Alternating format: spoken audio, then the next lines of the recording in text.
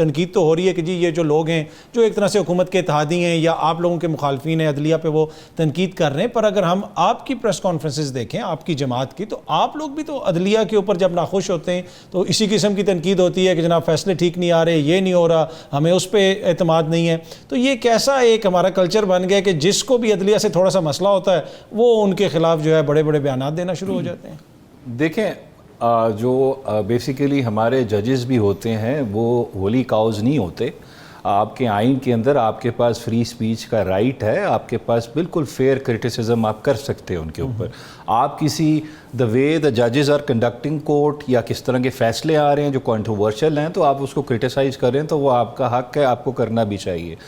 لیکن اگر میں یہاں پہ بیٹھ کے ججز کی فیملی کی معلومات کو لیک کرنا شروع کر دوں، ان کی مدر ان لا کا میں کال ریکارڈ چلانا شروع کر دوں نیشنل ٹیلی ویژن پہ، اور پھر مجھے سارے چینلز اس پہ کوریج بھی دیں، ویسے میری کوئی سیاسی حیثیت نہیں ہے لیکن مجھے سب کوریج دیں اس کے بعد، تو دیٹ از پرابلمیٹک، کیونکہ آپ پھر انٹرفیئر کر رہے ہو ان دا ایڈمنسٹریشن آف جسٹس.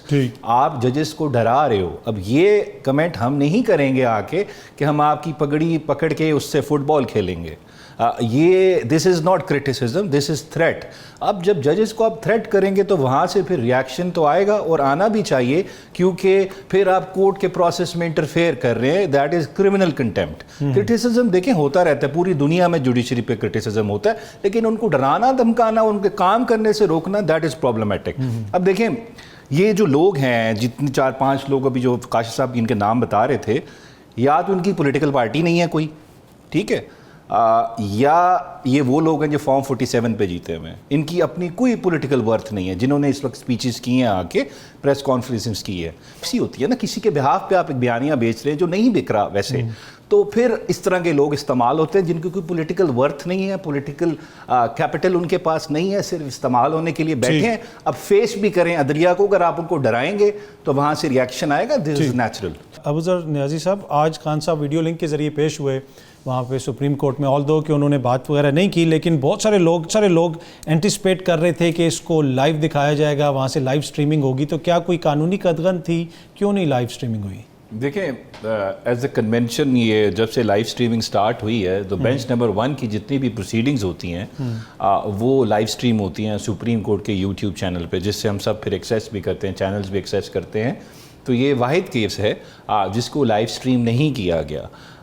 یہ دیکھیں آپ ویسے عدالت میں موجود تھے؟ جی میں بالکل عدالت میں موجود تھا. میرے خیال میں 1-2 موقعوں کے اوپر 1-2 بندوں نے کھڑے ہو کے کہا بھی کہ اس کی لائیو سٹریمنگ نہیں ہو رہی. جی بالکل، ان کو کہا گیا چیف جسٹس صاحب کو، ایڈوکیٹ جنرل KPK کی طرف سے، کہ سر یہ لائیو سٹریم نہیں ہو رہا. تو خیر انہوں نے اتنا اس پہ دھیان نہیں دیا، ان کو بٹھا دیا.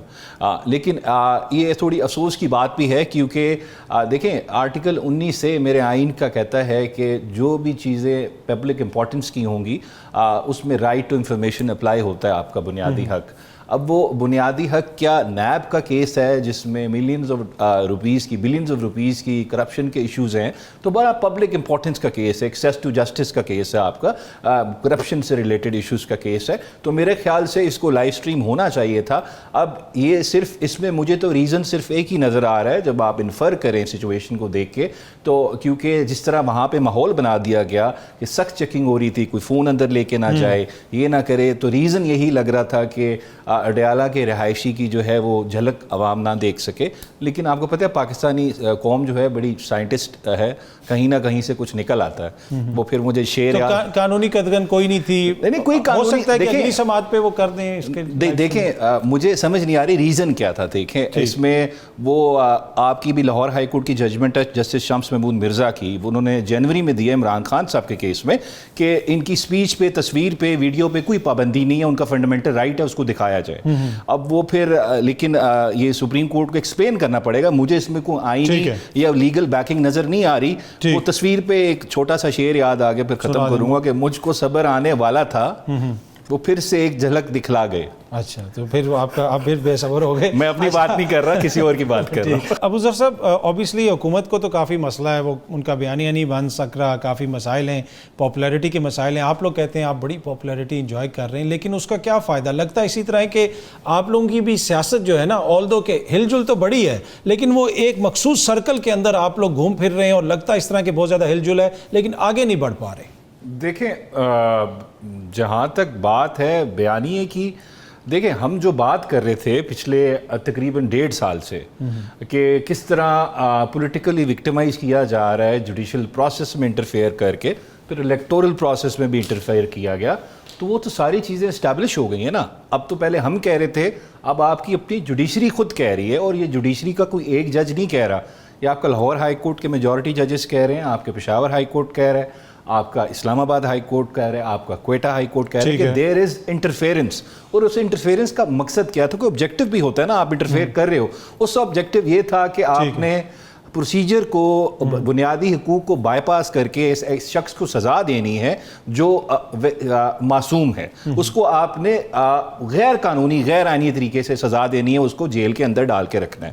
تو دیکھیں ایک حد, وہ معصوم ہے یہ نہیں, یہ تو فیصلہ دیکھیں نا عدالت کرے گی, پر اس میں آپ کی سیاست کہاں پہ ہے؟ آپ نے تو پولیٹیکل وے آؤٹ نکالنی ہے نا. عدالتوں میں تو معاملے چل رہے ہیں لیگل. دیکھیں پولیٹیکل وے آؤٹ کیا ہے. آپ اگر پولیٹیکل وے آؤٹ یہ ہے کہ ہم ان پولیٹیکل پارٹیز کے ساتھ بیٹھ کے بات چیت کریں, آپ ہی بات کریں نا, اب ہم ان سے کیا بات کریں؟ اب ایک شخص جس نے میرے گھر پہ ڈاکہ ڈالا ہے, میرا سامان چوری کر کے لے گیا ہے, تو میں اس کے ساتھ پہلے بات تو یہی کروں گا, جی میرا سامان تو واپس کرو نا. اب اگر آپ میری 70 سے 80 سیٹیں نیشنل اسمبلی کی چھین کے بیٹھے ہیں, آپ 120 سے 30 سیٹیں میری پنجاب اسمبلی کی چھین کے بیٹھے ہیں, اور کلیئر یہ ویسی ریگنگ نہیں ہے جو ویسے ہم کو پہلے نظر آتی تھی.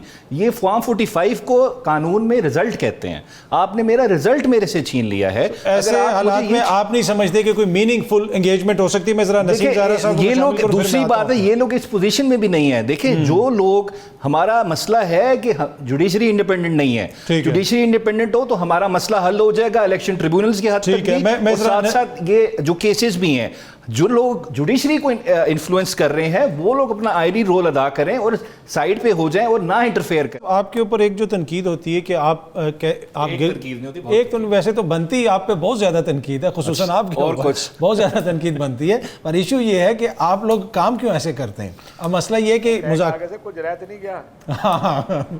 اچھا مذاکرات جو ہے, اب آپ کہتے ہیں مذاکرات کرنے بھی ہیں, آئین کو بحال بھی کروانا ہے, تو جو سیاسی قوتیں ہیں ان کا تو کلیدی کردار ہوگا اس میں, ان سے آپ اتنا کیوں شائع کرتے ہیں کہ جی ان سے؟ نہیں, شائع کی بات نہیں ہے. دیکھیں میں نے آپ کو پہلے بھی بتایا, اس بات پہ بالکل ہم کلیئر ہیں کہ 3 جماعتیں چھوڑ کے جو میجر بینیفیشریز ہیں فارم 45 کے رزلٹ کے, ساری جماعتوں سے بات چیت کرنے کو تیار ہیں بالکل.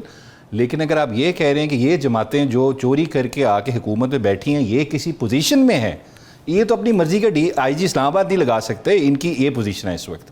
ہمارا جو الائنس ہے مولانا فضل الرحمان یا چکزئی صاحب کے ساتھ, وہ کوئی ہمارا پولیٹیکل الائنس اس سینس میں نہیں کہ ہم نے مل کے کوئی الیکشن لڑنا ہے. وہ ایک 1 پوائنٹ ایجنڈا ہے. وہ کیا ہے کہ ہم نے ملک میں سویلین سپرمیسی انفورس کرنی ہے, ریسٹور کرنی ہے. ملک کے اندر ہم نے بنیادی حقوق کی پامالی ختم کرنی ہے, جوڈیشری کو انڈیپینڈنٹ کرنا ہے, اور پارلیمنٹ کو فعال کرنا ہے. تب تک کرنی ہے جب تک آپ اپوزیشن میں, کہ حکومت میں آ کے بھی کرنا ہے. دیکھیں حکومت میں آنے کے بعد جو آئے, جس کی حکومت بنے, اس کے بعد تو ہر کسی کی اپنی پولیٹیکل دیکھیں آئیڈیالوجی ہے, ڈفرینٹ سیٹ آف آئیڈیاز ہوتے ہیں, ڈفرینٹ طریقے سے ہم فالو کرتے ہیں. اس وقت مقصد یہ ہے, تو اس وجہ سے یہ نیچرل الائنس بنتا ہے. جو اگریوڈ ہے اس وقت اس کو ہمارے ساتھ ہیں, بالکل ساتھ چلنے کو تیار ہے اگر ایجنڈا یہ ہے. اور جہاں تک بات ہے ان پارٹی سے بات کرنے کی, دیکھیں وہ کلیئر بات ہے, ان سے بات نہیں کر رہے ہم بالکل. اور جو جہاں تک بات ہوتی ہے کہ اسٹیبلشمنٹ سے آپ بات کرنے کو تیار ہیں, ہم ان کو یہ نہیں کہہ رہے کہ آپ ہمیں کوئی فیور دیں, ہم ان کو یہ کہہ رہے ہیں اسٹیبلشمنٹ کو کہ اپنا آئینی جو کردار ہے اس کے اندر رہ کے کام کریں. تو ہمارے جتنے مسائل ہیں, ہم انکلوڈنگ ہماری اپنی پارٹی اور ملک کے مسائل, وہ سارے ختم ہو جائیں گے, کیونکہ جوڈیشری انڈیپینڈنٹ ہوتی ہے. تو ہمارا یہ یقین ہے کہ خان صاحب جو ہے وہ بہت جلد جو ہوں گے جیل سے باہر آ جائیں گے, کیونکہ سارے فیک کیسز بنے ہوئے ہیں.